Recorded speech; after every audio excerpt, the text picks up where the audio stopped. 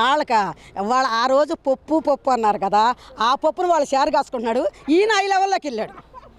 ఆ పప్పుని వీళ్ళు షేర్ కాసుకుంటున్నారండి. ఇళ్ళల్లో కూర్చుని భార్యలు కూడా కాయక్కలు వీళ్ళే కాసుకుంటున్నారు, సాంబార్లు పెట్టుకున్నారు వీళ్ళే. ఆ పప్పు అన్నోళ్ళని ఇవాళ ఆ పప్పు అనేది ఇవాళ పై లెవెల్లోకి వెళ్ళి రాష్ట్రాన్ని పరిపాలించే కెపాసిటీ ఎవరిదైనా ఉందంటే ఈ విద్యాశాఖ మంత్రిగా ఉన్నాడంటే అది నారా లోకేష్దేనండి. నారా లోకేష్ది.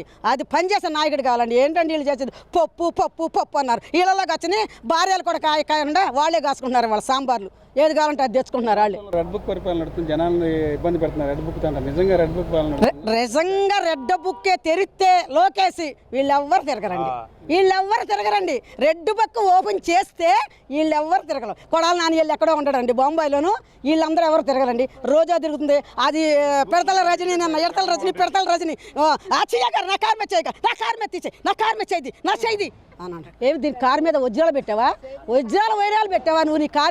నీ కారు నువ్వు అంటరాందాను కాబట్టి నువ్వు అంటొద్దు అంటున్నావు. ఒక సీఏని పెట్టుకుని ఒక సీఏని ఒక ఎస్ఐని పట్టుకుని కారు మెచ్చేది నువ్వు ముద్దాయిని పెట్టుకుని నడుస్తున్నావు. నువ్వు ఈ కారులో ముద్దాయి ఉన్నారు కాబట్టి ఆఫ్ చేశారు. నువ్వు ముద్దాయి నీ దగ్గర లేడండి. నువ్వు భయపడాల్సిన అవసరం ఏంటి? నువ్వు భయం ఏంటి? డోర్ చూసుకోండి సీఏ గారు. ఎవరు ఉండారు తీయండి. నా కారు ఎందుకు ఆఫ్ చేశారు? దీంట్లో ఉండారా? ముద్దాయి లేరు కదా, నన్ను ఎందుకు ఆఫ్ చేసావు? నువ్వు అడిగే దమ్ము నీ దగ్గర లేదండి. నువ్వు అవినీతి పరులారు. ఎన్ని వేల కోట్లు దోచావు? ఎన్ని వేల కోట్లు దోచిందండి ఇడదల రజని. అక్కడ కాకుండా చిలకలూరుపేటలో చిలక అయిపోయింది. గుంటూరుకి వేసాడు. అక్కడ చిలక ఎగిరిపోయింది. ఆ చిలక వచ్చి ఇక్కడ పడింది. గుంటూరులో వేసాడు. ఆ గుంటూరులో ఏం చేశారు? తన్నుకి వెళ్ళిపోయింది మళ్ళీ.